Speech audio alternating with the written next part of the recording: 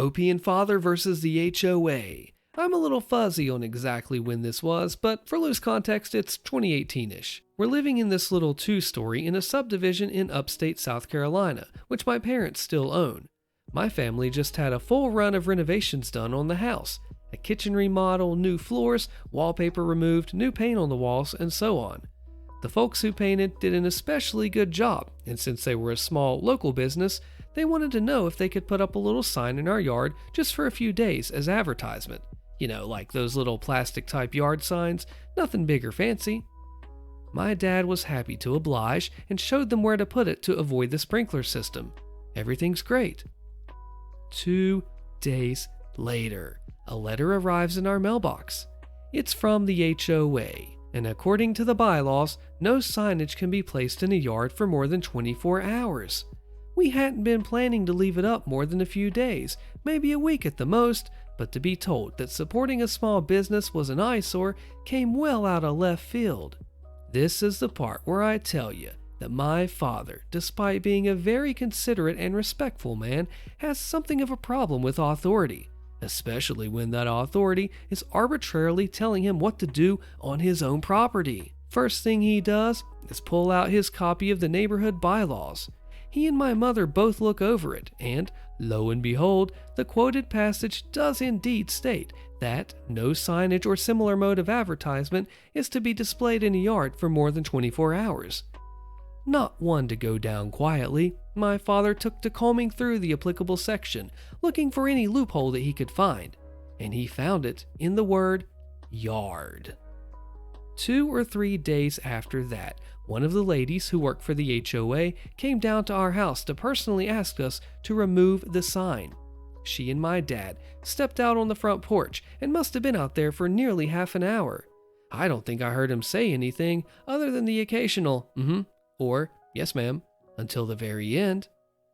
See, the sign was no longer in our yard. It was in the flower bed. Other parts of the bylaws, even in the cited section, distinguished the flower bed as separate from the yard, and since this particular clause mentioned the yard alone, the flower bed must have been fair game. And he told this, honestly quite nice, woman as much, without so much as knitting his brows or raising his voice.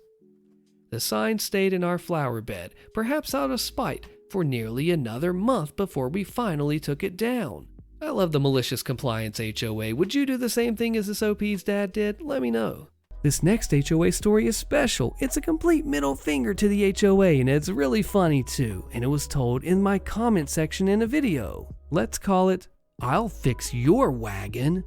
I used to live in an HOA. It was one of 2 condos with a fenced-in backyard.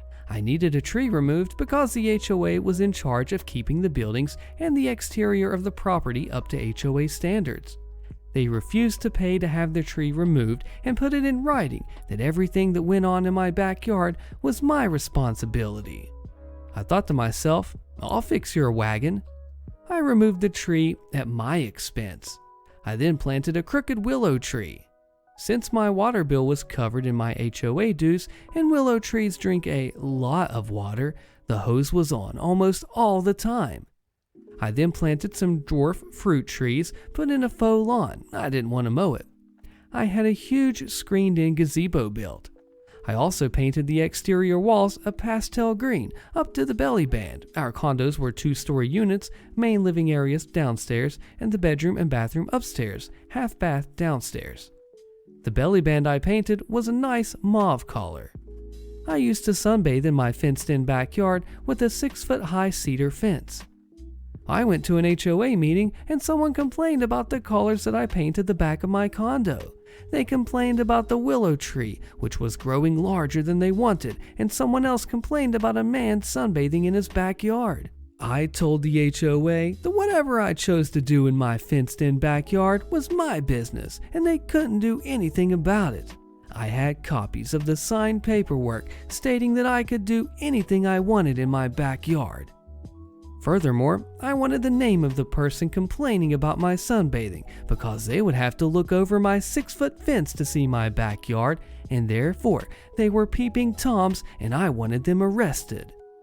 The HOA apologized, and after that I did whatever I wanted. Upon leaving that meeting, I simply said, "Don't you think it would have been better if you would have just removed that tree to begin with?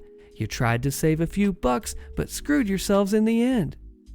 I have since sold my condo, and last summer I drove past my old condo and noticed that the willow tree was about 50 feet tall and more than shaded my backyard. I just laughed and kept on driving. Yep, I fixed their wagon. This story has an update. It's called "Left for Work This Morning. Neighbor demanded I park in my driveway so that she could have more room in the morning waiting on the school bus with her child." Posted by Cakes and Games 90. Said child is at least in middle school because that's the bus that runs the time that I'm leaving for work. And I would know, as I taught at the middle school in the district the last 3 years before moving on to a new one. First, I hate bus stop parents. Why? Because they litter. They just toss trash out their windows into our lawn like they own the place. They also wait outside our house with their music blaring, and they're always out at the bus stop 15 to 20 minutes early. Then they block your mailbox or driveway with their cars. So, I already do not like these people. Their kids aren't even annoying, just the adults. But we parked on the street this weekend, which is unusual for us. We did it because we are building a fence and have stuff in our driveway for it. This is the first time since I've lived here for over a year that I've ever left my car on the street overnight. Random lady pulls up behind me and stops me as I'm loading in my things for work and says our vehicles are in the way of parents waiting on the bus for their kids. She said that we should park in our driveway and leave the road open for parents. Didn't ask, just said, "Tomorrow these spaces will be open for parents, okay?" Then I just walked away. So, needless to say, we will be parking on the street until further notice. My husband has 2 trucks, so that means even more room will be taken. Update: parked on the street, got the stank look from the same person. She drove past and looked our vehicles up and down and shook her head. She ended up parking on the main street instead. Ours is off the main street in the neighborhood, so we don't get all the traffic from people going to work. We just have a corner lot. Fun fact about one of my husband's trucks though, it's a work truck from his company. So, anytime you have to use public parking, such as street parking, you have to put a cone 5 feet in front and one 5 feet behind it per company policy, even if you're at your house. My hag of a stepmom gave away my PlayStation 4 while I was away in college, so I rent out her house while she was on her honeymoon with her newest husband. Posted by Young Sour Swede. I'm an only son. My mom died of ovarian cancer at only 55, 5 years ago. It broke my dad's heart. They had been together since college and were the same age, with my dad being a month older. I'm 22 and I'm about to graduate college with my degree in chemistry when the main events start to occur. I went to college on a full ride scholarship. This is important later. My dad met my now stepmom when she was my mom's nurse at the hospital where she spent her final days. My stepmom, Grace, played all the right notes to gain my dad's trust. She was empathetic to him, nurturing, comforting after my mom passed. I was 17 and old enough to sense that she was just trying to weasel her way into getting my dad's resources, but it was up to my dad if he wanted to be in a relationship with her. I was in my final year of public school and had just won a scholarship to attend college out of the country the following year. My dad mourned my mom for a year, and that whole time, Grace would check in on him by phone every month or so, in my opinion, to scope out the possibility of sinking her hooks in him. After a year passed, Grace took the gloves off and went hard after my dad. Grace was only 40 when she and my dad started seeing each other, and I didn't like her, but at the same time, my dad at least didn't seem so depressed anymore, so I tried to be less pessimistic about her and give her the benefit of the doubt. In my gut, I didn't trust her though. But we are Scandinavian, and at least my family, the son does not tell his father what to do or even offer any opinion. Grace is from the Czech Republic, if you're wondering. My father was a very successful banker during his career and amassed quite a portfolio of wealth. I'll spare you the details, but after 6 months of dating, Grace and my father are married. My dad never really got over my mom though, and he was getting weaker and weaker even though he was only 57. Since his health was fading, he called me to him and asked me point blank, "Boy, what do you need to set you up in this life?" I told him I didn't need anything. I'm a man and I can take care of myself. But what are you even talking about, Dad? You're going to be around for decades yet. I did remind him that he had living sisters with children, my aunts and cousins, and I also reminded him that I had a full scholarship to college, so don't worry about giving me any cash. He was dead only a year later at 59. I, of course, have seen lots of Hollywood movies, so I consider the conspiracy theory that maybe my dad's nurse wife poisoned him and made him sign over all his money to her. But I really honestly don't think that's what happened. Other relatives didn't like Grace either, but they knew my dad was totally in love with my mom and that her death utterly broke him. Well, long story short, my dad bequeathed his 5-bedroom house to me, even though I wasn't expecting it and didn't ask for it. He gave a small endowment to each of his sisters and their children. He left about 80% of all of his existing money to Grace, which amounted to several hundreds of thousands of dollars. My dad ignored me because he's generous to a fault and still gave me several tens of thousands of dollars, which were of course very useful to me. Grace tried to put on a friendly front, but I could tell she was angry as heck that she didn't get my dad's house too. That belonged to me, and I had the legal papers to prove it. She was especially mad because we live in an extremely upscale and trendy location, and houses are hard to come by and easily sold for massive profit. During the first few months after my dad's death, I had the nauseating, creepy experience of knowing Grace was trying to feel me out to see if I might be into a little relationship with her. Gross. She still stayed at the house though, because over the last 3 years, she had gotten used to living there and acting like she owned it. And even though I officially owned it, I was always away at college and only visited my dad's old house once every couple of months. And even then, it wasn't to see Grace, but to see my cousins who lived just a few miles away. I downplayed the fact that it was really my house, and over the months, I think Grace gradually forgot that she had really no legal right to the house.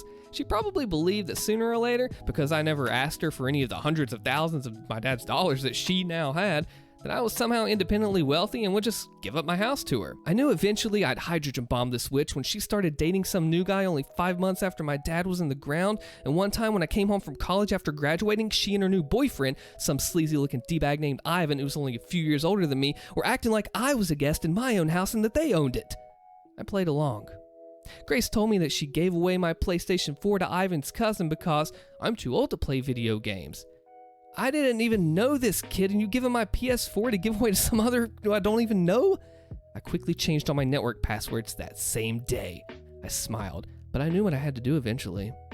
She also said that she and Ivan were getting married because I just can't mourn your father forever. I have to move on with life.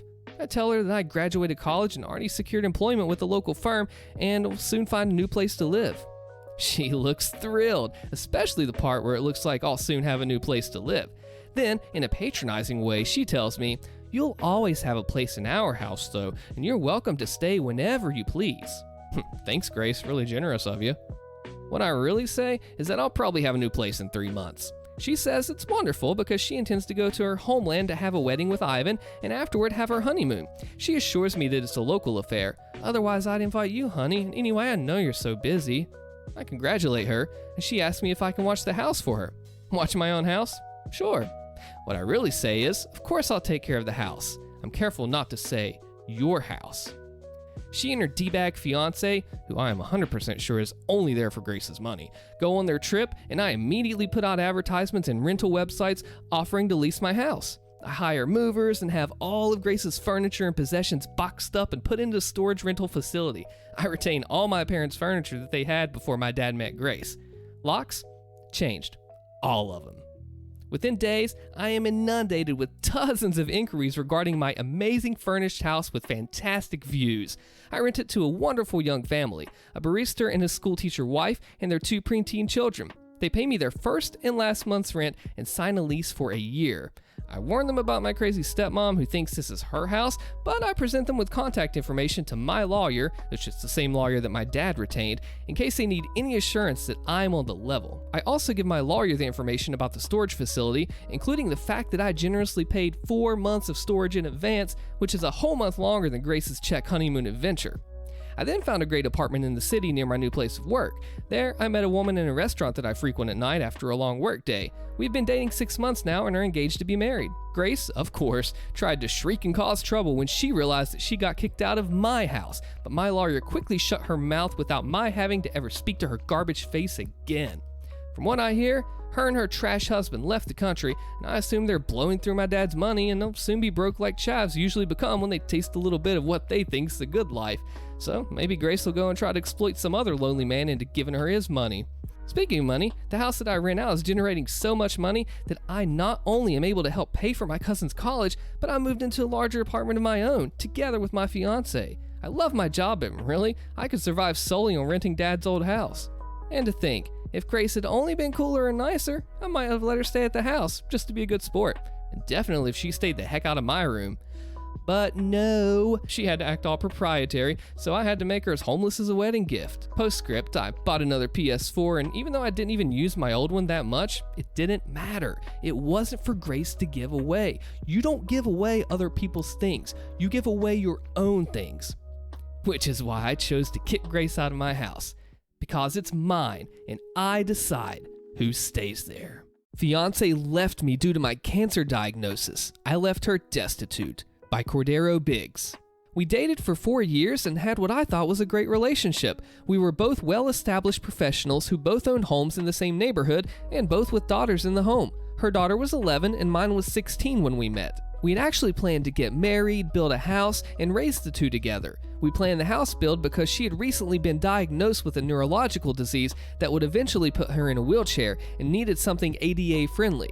During the planning stages, I began doing landscape and construction projects on her home to increase the resale value. All in, I invested roughly $30,000 into the home, running everything through my side construction business for tax, permitting, and resale purposes. We had a contract that payment would be made upon the sale of the home. I produced invoices for each and every project, but never pushed for payment because of the prior agreement. Fast forward 6 months, we're looking at property to develop and finalizing drawings on the home when I began feeling ill. I couldn't eat, constantly vomiting and passing blood. I began noticing that my abdomen looked swollen, which was odd because we were both very clean eaters and were in the gym every day. So I went to the doctor and began having tests done. During this time, she began having small cognitive issues, and the stress of her current position was exacerbating her condition, so she took a $20,000 per annum cut in pay along with a lesser position inside the company. After a month or so of different tests and a biopsy, it came back that I had a golf ball-sized tumor in my stomach and would need to begin chemotherapy. So I began chemo and radiation treatments, which made me, expectedly so, extremely ill. She was spending time helping around my place on the weekends and staying over more, to the point that they were both at my home more than theirs. At this point, I suggested that we go ahead and put one of our houses on the market and move in together until the new house was built.